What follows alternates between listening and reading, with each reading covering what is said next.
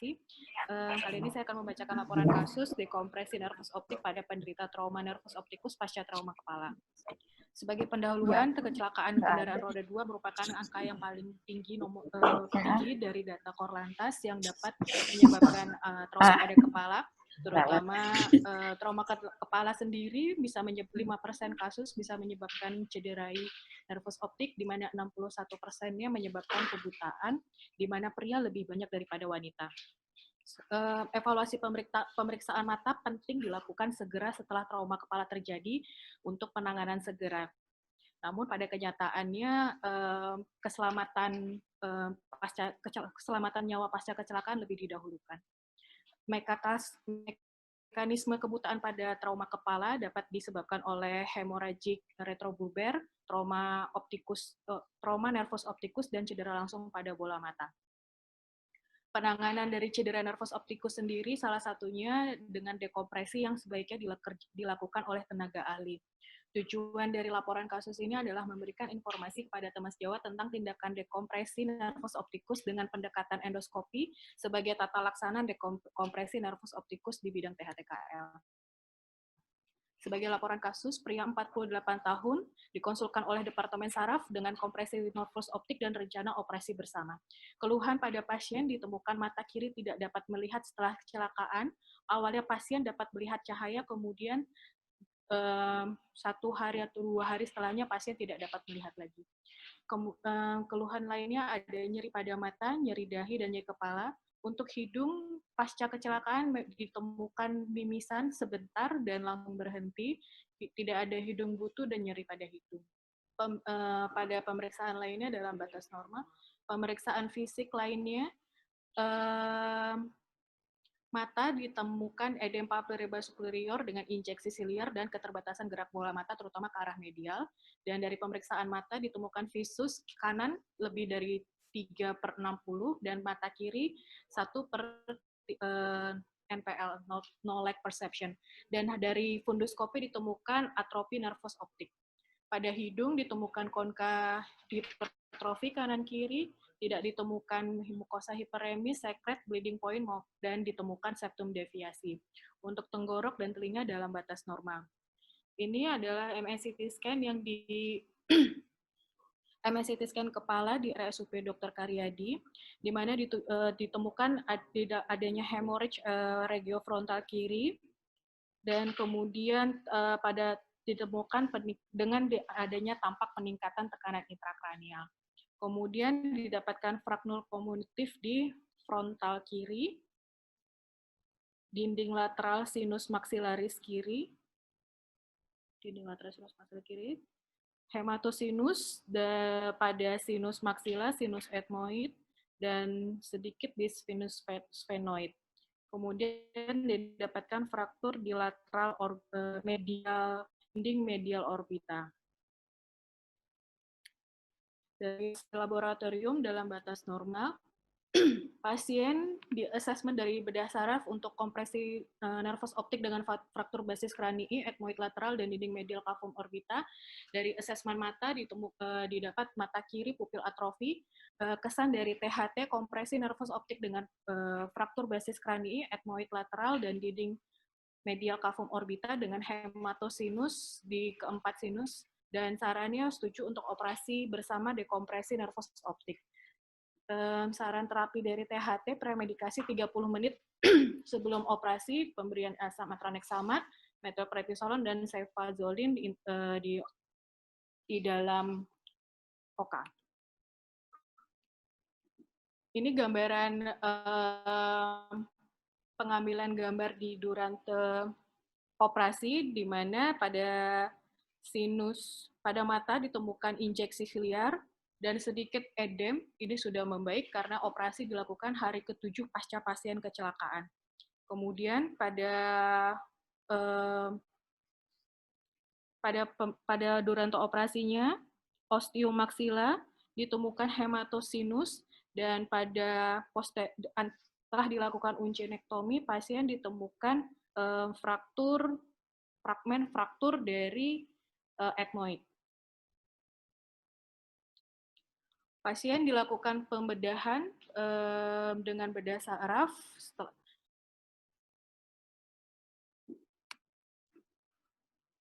Durante operasi dilakukan uncinektomi, kemudian evaluasi, setelah dilakukan septum koreksi dahulu, kemudian dilakukan uncinektomi untuk evaluasi sinus maksila dan ditemukan hematosinus dan dilakukan evakuasi hematosinus. Kemudian dilakukan ethmoidektomi, ditemukan hematosinus dari ethmoid, dilakukan evakuasi hematosinus dari ethmoid, dan ditemukan beberapa fragmen fraktur dan diambil secara perlahan-lahan. Dan ini adalah dinding lateral ethmoid. Ini adalah lamina papiracea, di mana frakturnya terjadi fraktur pada lamina papiracea, dan ini adalah selaput dari lemak orbita.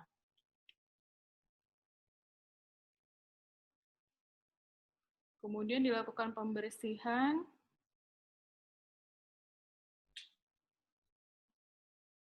Kemudian pasien dilakukan sphenoidectomy untuk menuju ke jalur nervus opticus. Ini adalah cabang dari nervus opticus yang berada di intracanalis orbita, di mana di selubung dari nervus sendiri ditemukan adanya fragmen fraktur dan perdarahan dari sinusnya sendiri dan dari orbitanya sendiri. Kemudian ada beberapa fat yang sudah tampak keluar. Dilakukan evakuasi, namun hanya karena kemungkinan nervus optik ini terjadi cedera karena penekanan dan fragmen fraktur sendiri, kita tidak melakukan insisi pada nervus optiknya. Ini adalah sphenoid, di mana sedikit minimal sekali ditemukan hematosinus. Pasca operasi, untuk follow up hari pertama, pasien terpasang tampon di hidung kiri, tidak keluhan nyeri minimal dengan fase 3. Kami assess dengan pasca fase dekompresi nervus optik, dan kami programkan rencana AF tampon di CDC esok hari. Kemudian terapi dari bedah saraf diberikan ampicillin subactam, asam tranexaman, dan methylprednisolone. Pada hari kedua pasca operasi, tampon dilepas dan evaluasi nasoendoskopi dari nasoendoskop dan setuju untuk rencana pulang karena dari bedah saraf direncanakan pulang, dan kita memberikan terapi dengan cuci hidung NaCl dan iliadin. Ini adalah hasil nasoendoskopi pasca AF tampon pasien.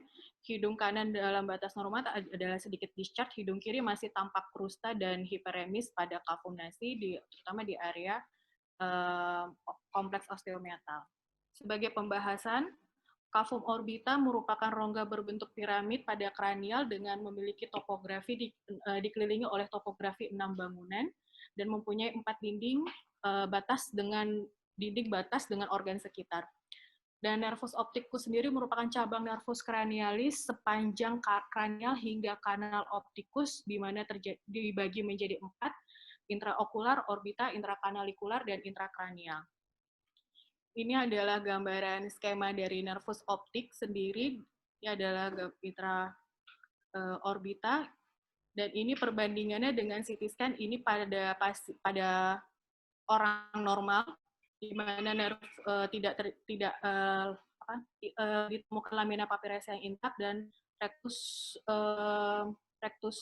orbita intak, tidak ada edem, sesuai dengan di situ ada perjalanan nervus optik, tetapi pada pasien gambaran ini, di mana terjadi gambaran fraktur di dinding lateralnya dan gambaran rectus medianya tidak seintak sisi sebelahnya. Variasi anatomi sendiri pada nervus optik ditemukan dari MRCT scan pada potongan koronal, di mana menjadi 4 untuk menentukan area dangerous di sekitarnya. Yang pertama adalah kanal superolateral ke sinus venoid tanpa lekukan pada dinding sinus, seperti di gambar A. Kemudian lekukan kontur sinus venoid kurang dari 50% pada gambar B. Kemudian nervus optik menyilang di antara melewati sinus venoid pada potongan korona lebih dari 50% pada tonjolan di sekeliling nervus dalam sinus. Tipe 4, kanalis berdekatan dengan sinus venoid dan posterior etmoid berhadapan dengan sel onodi pada titik 2 ini. Pada pasien, saya mengakses ini adalah tipe 3, di mana nervus opticus menyilang melewati sinus venoid pada potongan koronal yang lebih dari 50% tonjolan di sekeliling dalam sinus.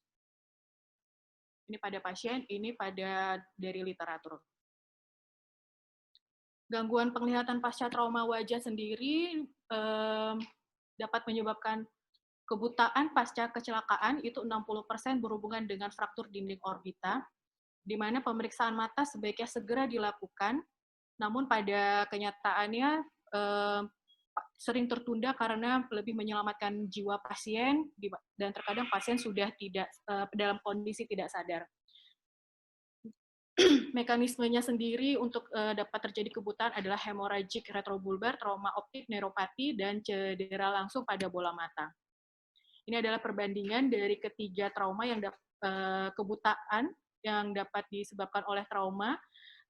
Dari klinisnya sendiri, gangguan penglihatan itu sangat jelas pada nervus optik, di mana awalnya bisa terjadi gangguan persepsi cahaya sebesar 50% atau hingga sampai tidak dapat melihat cahaya atau no light perception.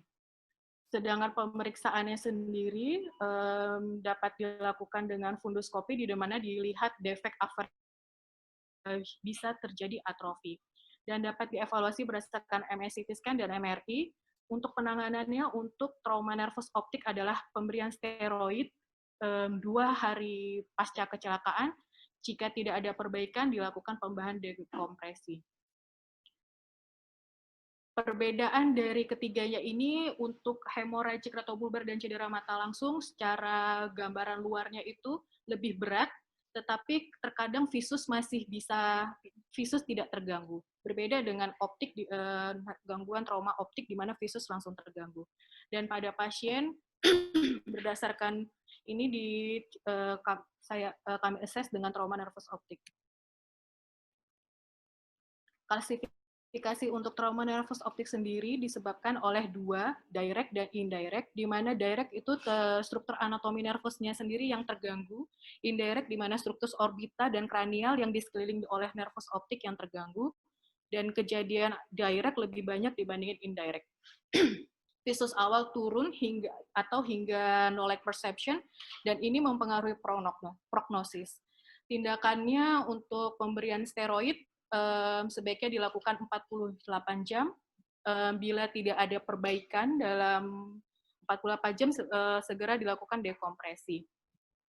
Pada pasien, dari pemeriksaan CT scan tampak struktur sekitar nervus yang mengalami gangguan, sehingga disimpulkan pasien mengalami mekanisme indirect. Pasien evaluasi penglihatan terlambat karena pasien sempat mengalami gangguan kesadaran. Kemudian pada awal visus juga pasien dapat melihat cahaya, tapi setelah pemberian steroid pasien tidak dapat pemberian cahaya. Pemeriksaan lanjut 7 hari pasca kecelakaan dan ditemukan multiple fraktur kranial, dan karena sudah mendapatkan terapi steroid di daerah selama 5 hari, pada pasien dekompresi tidak ada perubahan dan ditemukan fragmen fraktur dan hematosinus, sehingga diputuskan untuk melakukan dekompresi nervus optik.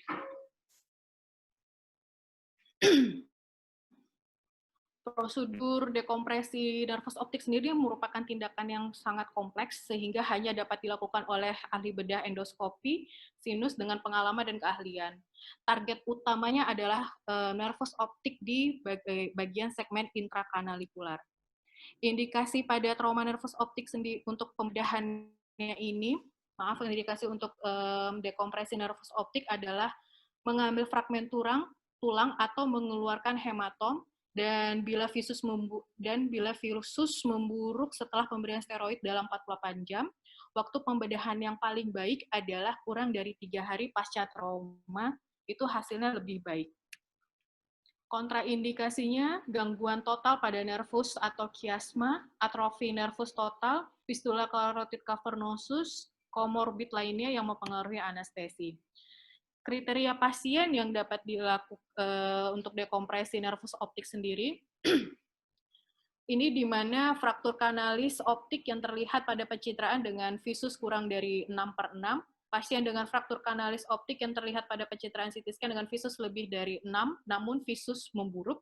Dengan yang ketiga, dengan visus kurang dari 6/6 atau memburuk setelah 48 jam pemberian terapi. Pasien mengalami visus yang memburuk setelah 48 jam pemberian terapi steroid. Prognosis pada tindakan ini dapat terjadi trauma langsung pada cedera pada sarafnya. Waktu pembedahan bila dilakukan kurang dari 3 hari, visus mata lebih baik. Bila didapatkan visus awalnya no light perception, didapatkan hasil visus yang buruk pasca tindakan. Perdarahan dapat terjadi perdarahan di sinus ethmoid dan sphenoid. Persiapan pembedahan untuk dekompresi penting dilakukan pemeriksaan mata lengkap sebelum dilakukan pembedahan. Bila didapatkan penanganan, bila butuh penanganan pada selubung saraf, dilakukan bersama bedah saraf, dinilai dari evaluasi CT scan orbita dan SPN untuk evaluasi struktur tulang di sekitarnya dengan potongan koronal dan aksial. Pada CT scan, pasien ditemukan segmen fraktur, sudah dapat terapi steroid, dan visus memburuk. Tujuan pembedahan dilakukan pada pasien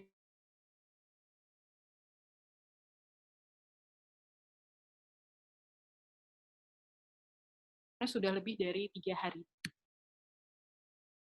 Ini adalah alat yang digunakan, saya ambil dari endoscopic school-based surgery, di mana dibutuhkan lumina, 0 derajat dan 30 derajat, penjepit Carrison atau sphenoid punch, uret J, elevator, Balti probe, irrigating diamond 15%, sickle knife, fibrin glue, dan nasal forceps.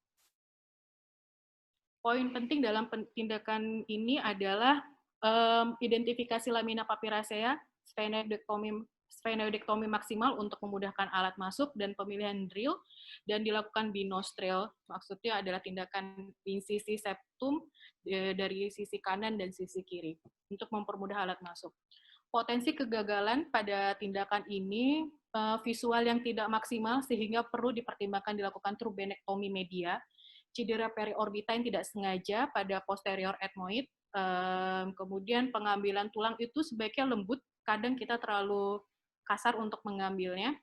Kemudian, bila dilakukan insisi selubung saraf, sebaiknya di sisi medial atau superomedial untuk menghindari cedera dari arteri optalmika. Dan kemungkinan kebocoran spinal, liquor spinal. Langkah pembedahannya, pertama yang saya ambil dari buku endoskopi, pertama adalah lakukan dikongesti dan infiltrasi, kemudian dilakukan septum koreksi, uncinektomi, dan evakuasi perdarahan dengan fragmen fraktur dan sphenectomy. Dan setelah ditemukan sphenectomy, identifikasi nervus optik. Ini adalah gambaran di mana dilakukannya uncinektomi, dan ini adalah gambaran ditemukannya nervus optik. Ini adalah basis kranii, ini adalah sphenoid.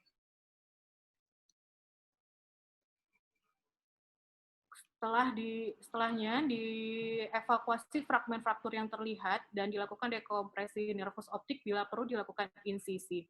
Kemudian insisi evaluasi kemungkinan ada kebocoran LCS. Terakhir adalah jahit luka bila dibutuhkan.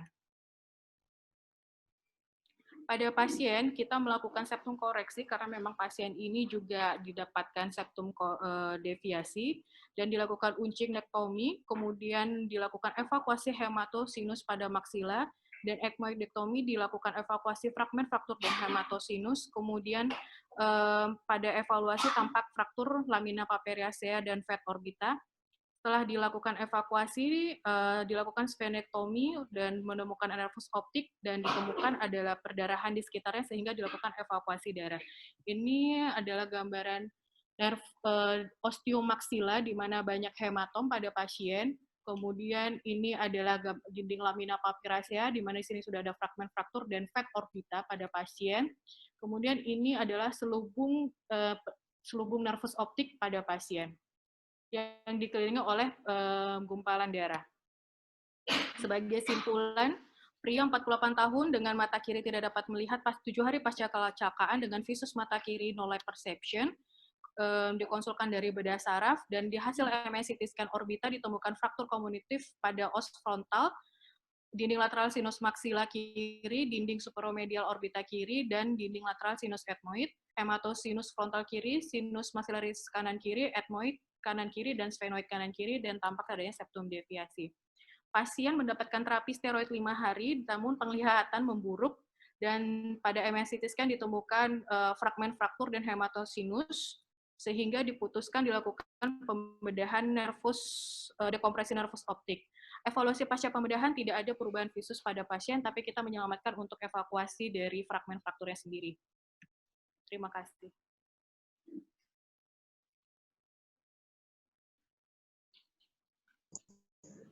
Ya, terima kasih Bu Sufi, ya waktunya lewat 5 menit ya, kelebihan dikit.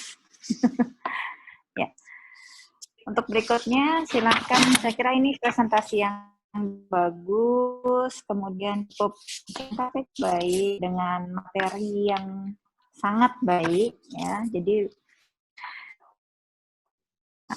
bisa share di sana, jadinya juga sangat jarang, dan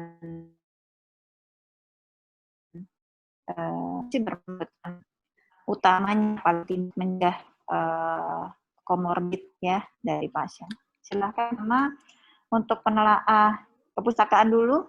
Bu Norma silakan. Bu Norma. Baik, Dokter. Bu Norma. Halo. Halo, iya. Ya. Baik, Dokter, terima kasih. Mohon izin untuk share screen. Ya, silakan. Poin-poinnya ya. Baik, Dokter, terima kasih atas kesempatannya. Di sini saya mau ingin telah untuk daftar pustaka. Pertama, yang tidak perlu untuk penulisan bab 5, langsung saja tulisannya daftar pustaka. Kemudian untuk nomor 4 ini ada double penulisan to add-nya, kemudian kurang lokasi penerbit. Kemudian untuk nomor 8 harusnya 16 add ditulis 16 THED, kemudian nomor 9 dan 10, dan nomor 14 penulisan judul harusnya kapital hanya di awal saja. Demikian, Dokter, terima kasih. Oke. Ini jumlah sudah cukup 14. Kemudian textbooknya cukup update ya. Dan jurnalnya juga saya kira juga cukup update ya. Oke. Terima kasih Bu Norma. Bu Sufi udah dicatat? Ya. Kemudian yang kedua dari tata penulisan, Pak Adi silakan. Dokter, izin untuk share screen, Dokter. Oke. Baik, Dokter. Izin Dokter untuk tetap sudah baik, cuman ada beberapa koreksi. Yang pertama adalah jenis makalahnya pada sampul tidak ada, Dokter. Ini harusnya disertakan jenis makalahnya. Kemudian dari penulisan seperti cedera berdasarkan KKBI harusnya cedera penulisannya. Dan yang lain-lain ada penulisan akronim diawali huruf kapital. Kemudian dari keterangan gambar harusnya menggunakan font 10. Dan yang terakhir dari daftar pustaka tidak perlu menggunakan bab 5. Itu saja, dokter. Jadi secara garis besar sih sudah cukup baik ya. Jadi ada beberapa detail yang itu saya kira nggak sulit untuk diperbaiki ya. Cuma secara tatanya gimana? Tata penulisan, subbab, subjudul, udah betul? Sudah baik, sudah baik. Udah betul? Sudah sesuai ya? Hanya detail font dan lain-lain ya. Oke, terima kasih Pak Adi. Kemudian berikutnya penelah materi, Bu Tika, silakan Bu Tika. Hanya itu aja. Kesempatannya, pertama terima kasih kepada Bu Sufi untuk paparannya cukup baik dan materinya. Suaranya Bu Tika, nggak kedengeran. Kondisi dokter kedengeran dokter? Iya, dokter. Kurang kencang dikit. Kayaknya karena masker N95-nya double ya masker. itu ya. Ya di CDC kayaknya. Ya. Ya, nggak apa-apa. Mohon izin dokter untuk menanyakan ada beberapa pertanyaan untuk Bu Sufi terkait dengan materinya. Yang pertama adalah untuk golden period tata laksana dekompresi nervus opticus, adakah klasifikasi untuk pemberian steroid terlebih dahulu atau langsung dilakukan dekompresi? Lalu yang kedua, pada pasien ini kan untuk durante operasi itu dia tidak ditemukan kelainan pada nervus opticusnya, dokter. Itu kenapa tidak ada perbaikan visus pada pasien? Lalu saya menanyakan untuk pasca operasi atau pasca dekompresi, kira-kira ada pemeriksaan apa saja yang seharusnya dilakukan atau evaluasi apa saja yang bisa dilakukan, lalu sama adakah keterlibatan TS mata pada tata laksana pasien, dokter? Ya. Saya rasa cukup. Oke, itu dulu. Silakan Bu Sufi dijawab. Baik, terima kasih atas pertanyaannya.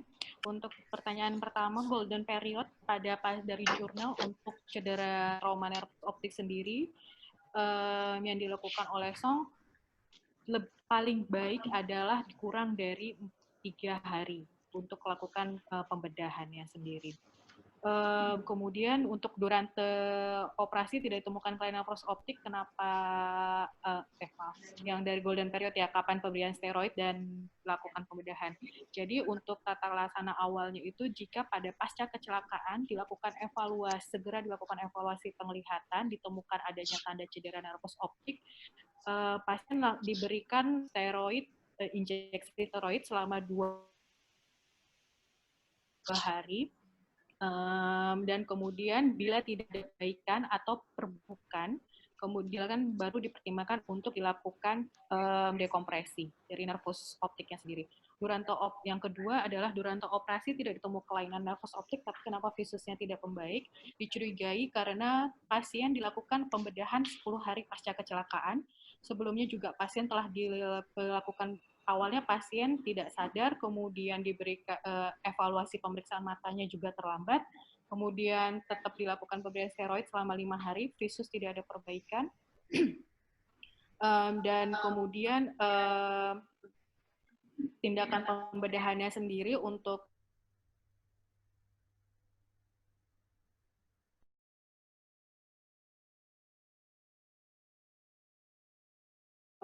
lebih dari dilakukan pada hari ke-10. Dicurigai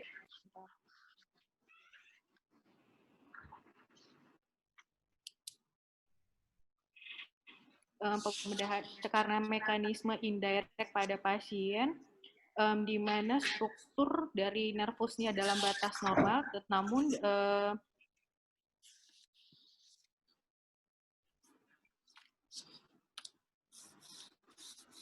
di mana struktur nervusnya dalam batas normal, cuman terdapat gangguan dari struktur anatomi dan dari orbita dan kranial, di mana dia menekan dari nervus optiknya sendiri.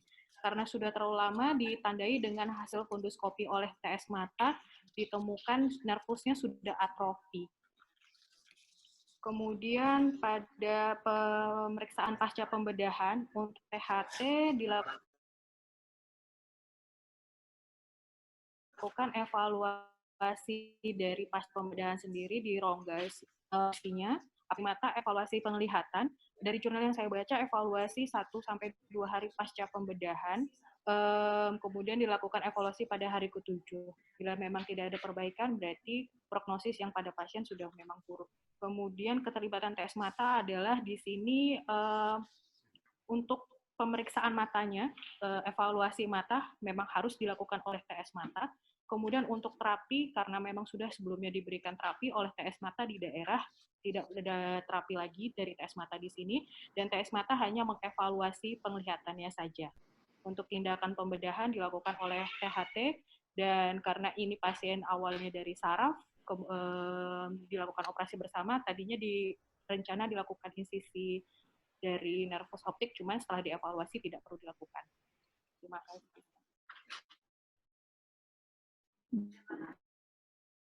Ya. Bagaimana, Bu? Baik, Sudah cukup menjawab? sudah cukup menjawab, Dokter. Terima kasih untuk penjelasannya kepada Dokter Sufi. Oke. Ya. Sekarang ada pertanyaan dari rekan residen yang lain, dipersilahkan terkait kasus ini. Saya kira cukup baik nih ya kasusnya ya, maksudnya jarang ya. Mungkin selama jadi residen saya juga nggak pernah menemukan kasus ini. Sampai sekarang pun, ya, sampai jadi spesialis saya juga tidak menemukan yang spesifik trauma ya. Tapi mungkin masuk ke rinologi juga saya kira jarang ya. Ya Bu Ana, insidennya Hampir. Ya, Oke. karena kasusnya kan sebetulnya lebih ke kasus untuk bedah saraf dan mata ya. Jadi memang kita ini konsultan kebetulan. ya, biasa. Oke, Ya, ada lagi karena pertanyaan dari yang lain. Saya kira biar berkembang diskusinya lebih baik. mungkin Ya.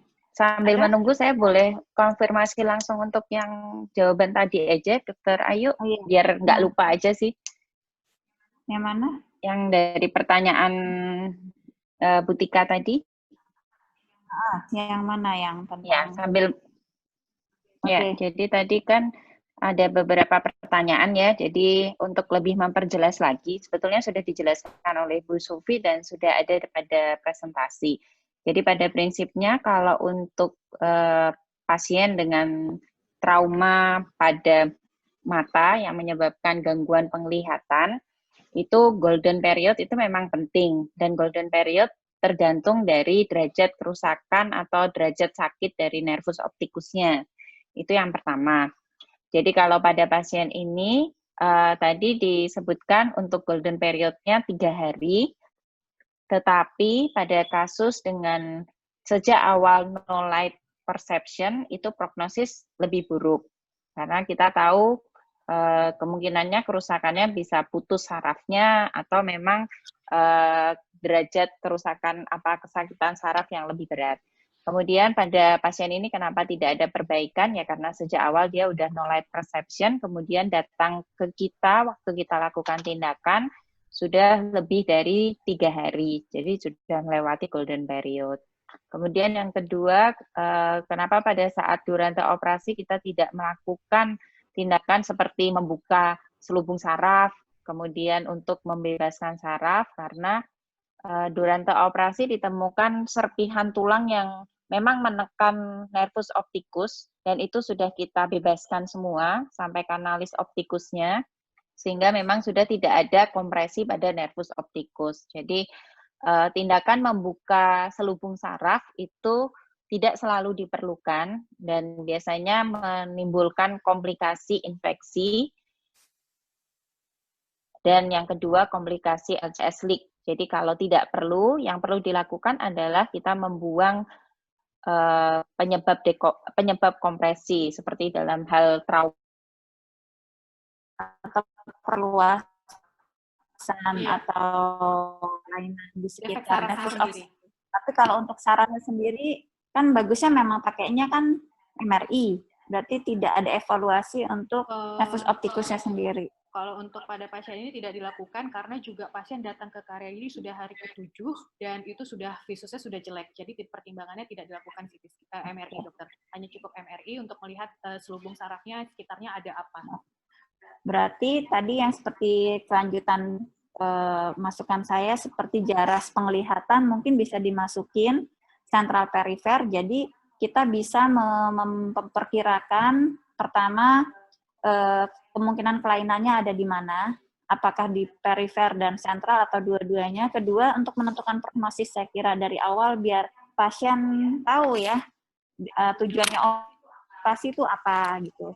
Kira-kira memperbaiki visus atau penglihatannya atau tidak gitu ya. Jadi saya kira seperti itu. Mungkin bisa ditambahkan di sini. Fisiologi berarti ya, fisiologi penglihatan. Ya, ada pertanyaan lagi? Presiden? Ya.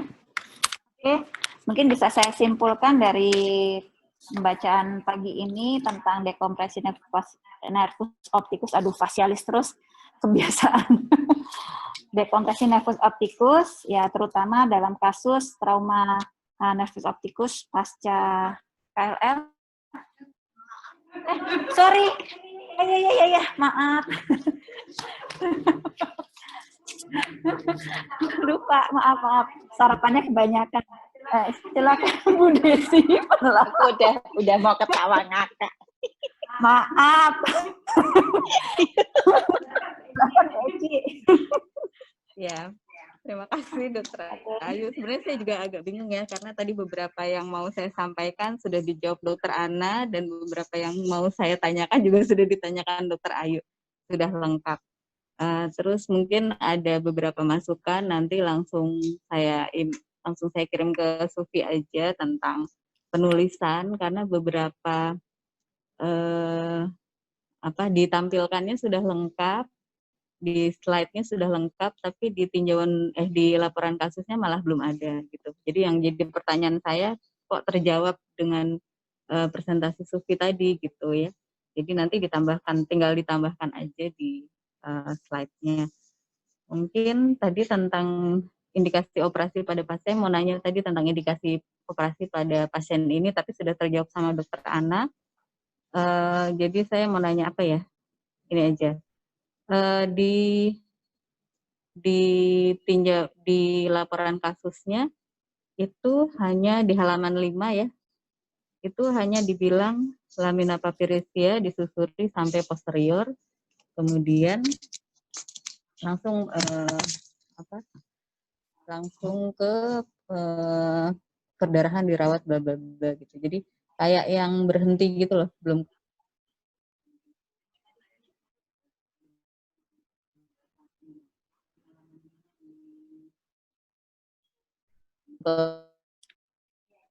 Ya, jadi laporan kasusnya sama slide-nya nggak sama ya.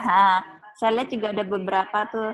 Di slide ada, di sini nggak ada ya. Jadi tadi nyari-nyari. Jelaskan. Jadi gimana? Saya setuju ditambahkan di makalahnya ya, Bu Sufi. Itu kemarin mungkin ada beberapa yang masukan dari saya, tapi memang belum sempat masuk di makalah. Jadi saya setuju kalau harus ditambahkan buat melengkapi. Tapi baik. Baik, Dokter.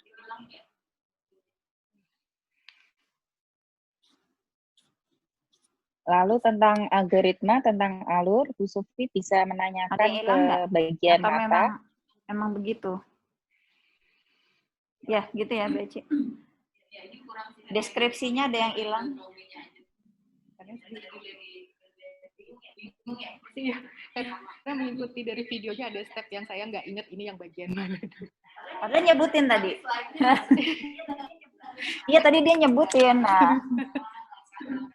Ya, karena Bu Sufi ikut operasi, jadi dia bisa menjelaskan dengan baik kalau lihat videonya. Pemilihan CT scan-nya udah betul belum Bu Eci? Yang dia cantumin di sini, misalnya tanda panah, maksudnya potongannya udah pas belum? Kok saya lihat mungkin ada beberapa yang nggak pas, mungkin bisa kasih masukan Bu Eci?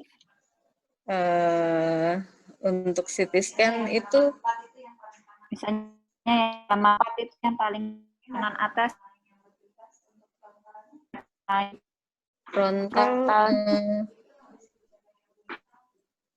frontalnya dok yang mendelet. Nah, yang sebelah tuh gambarnya gitu. Di sisi kanan, mungkin ada potongan lain yang memang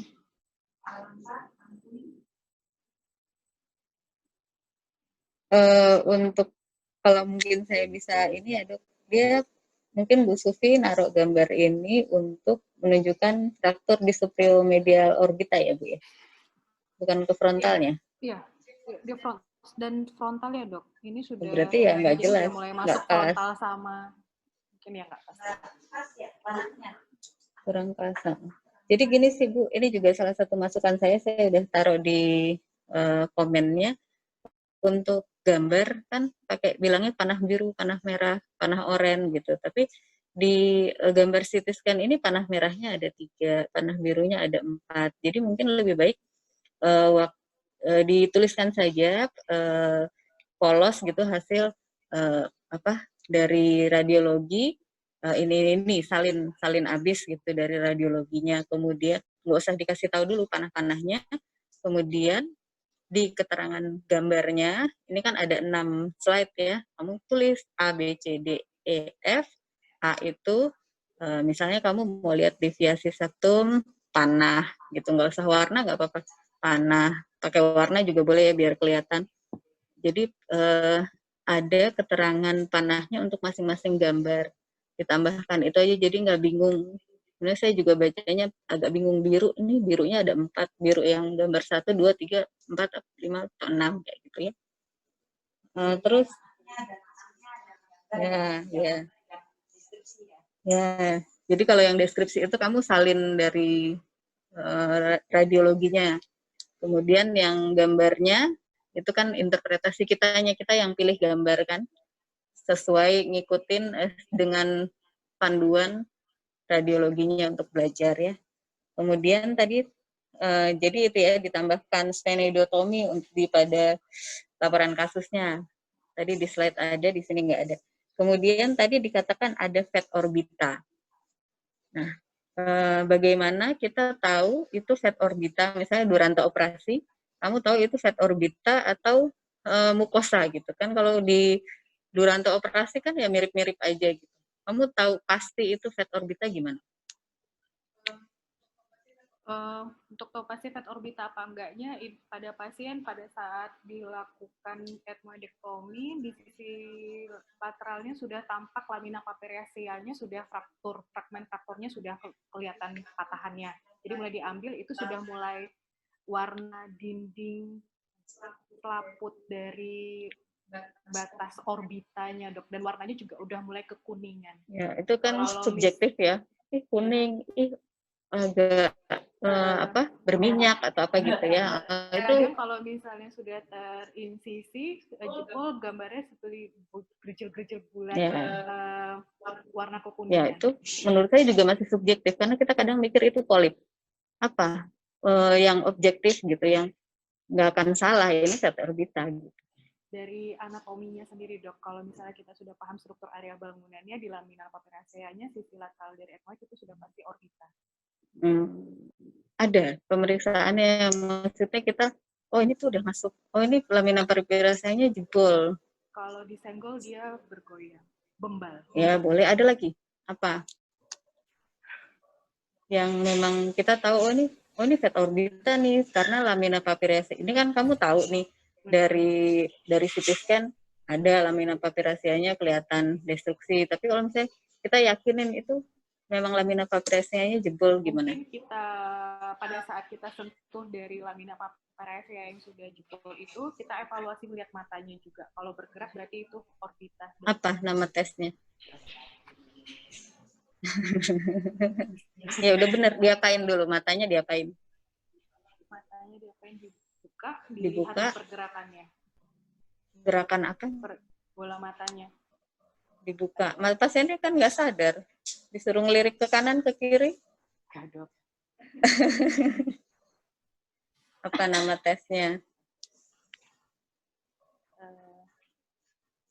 Ya matanya ditekan sambil endoskopi di daerah lamina papiracea. Kita tekan matanya, kalau ada pergerakan di sana berarti tes bulk press test ya. Itu ada di ujian nasional selalu, nggak tahu kemarin nanti nanya mulu. Pas saya ada, pas contoh-contoh soal nanti nanya dulu yang ini sekarang. Jadi bulk press test, kita meyakinkan oh memang lamina papirasnya jempol. Jadi kalau misalnya kita curiga, kayak lemak, ada minyak-minyak kayak lemak, kuning, itu mastiinnya dengan bulk press test ya. Kemudian pertanyaan saya, kalau kita menemukan kasus seperti ini di daerah, kurang dari 3 hari, terus dengan visus menurun, berarti kan pertama kita mendeteksi adanya peningkatan tekanan intraorbita. Sebagai THT nih, misalnya kita belum tahu nih ada peningkatan intraorbita, ada nggak pemeriksaan subjektif yang memang nggak bisa dijadikan patokan ya, harusnya kan periksa TIO yang mata itu, kita bisa ngapain? Palpasi matanya. Ya, jadi namanya tekanan digital ya. Paling nggak kita tekan matanya dibandingkan sama sebelahnya, kalau sebelahnya normal. Terus kalau kurang dari 3 hari, tadi Dr. Ayu sudah ngomongin algoritma. Di daerah nih, apa yang bisa kita kerjakan supaya, ya itu balik ke algoritma sih ya dok ya. Ya udah terjawab, nanti jadi tugas ya. Terus terakhir,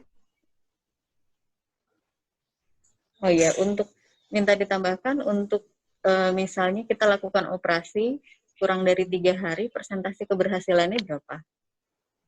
Ada nggak? Kalau ada, lebih baik lagi untuk kita inform consent gitu. Kita nggak terlalu pede banget ngomong ke pasien, nanti tetap kan kita bilang untuk kepentingan inform consent ya. Kalau bisa ditambahkan. Ya, udah sih, itu aja.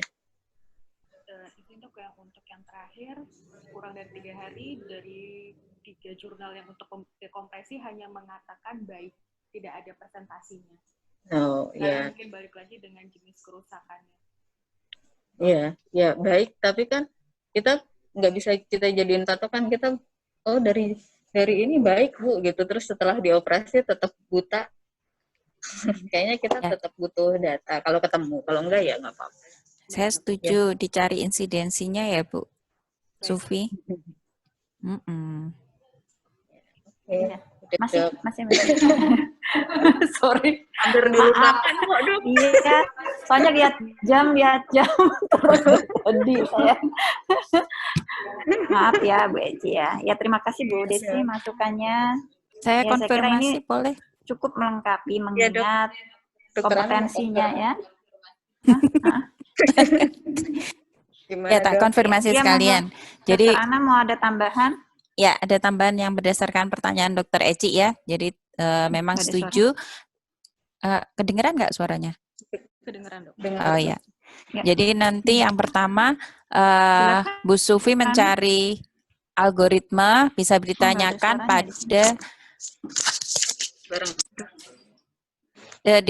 pada bagian mata yang divisi neurooptalmologi. Jadi di sana juga ada divisi neurooptalmologi. Itu ya untuk derajat kerusakan, kemudian mungkin prognosis dan insidensi keberhasilan. Kemudian yang kedua tadi pertanyaan mengenai lemak mata. Jadi memang yang pertama kita bisa lakukan bulk press test, tadi yang udah dijelaskan Dr. Eci. Yang kedua, kalau kita tidak sengaja sudah menjabutnya, jadi sudah mengambil gitu ya, terambil di forceps kita bisa tes dengan dimasukkan ke dalam kom berisi air, kemudian dilihat. Kalau pada lemak itu memang dia akan tampak berminyak, kalau polip kan tidak. Kemudian yang kedua dia akan mengapung. Jadi itu bisa untuk memastikan apakah ini yang diambil adalah mukosa atau polip atau lemak mata. Itu tadi untuk konfirmasi. Kemudian yang lain-lain tadi sudah dijawab dan sebagian sudah jadi PR. Itu aja Dr. Ayu. Terima kasih Dr. Ana. Saya bisa ambil kesimpulan ya. Ya, tadi saya kira alur penting mengingat ini dekompresi ini kompetensi subspesialis nggih atau 4? Saya nggak hafal. Ya, mengingat ini subspesialis artinya kita sebagai dokter THT General ENT, kita mengetahui kapan merujuk, kapan mengelola, kapan melakukan tata laksana akhir. Jadi setidaknya alur tadi cukup membantu untuk kita menentukan kita bertindak di bertindak apa untuk kasus seperti ini. Kedua, kapan merujuk dan lain-lain ya. Yang kedua, prognosis tergantung dari golden period dan basic kerusakan mata atau fungsional mata. Jadi visus serta golden period dari cedera ini penting untuk menentukan prognosis. Ya, terakhir adalah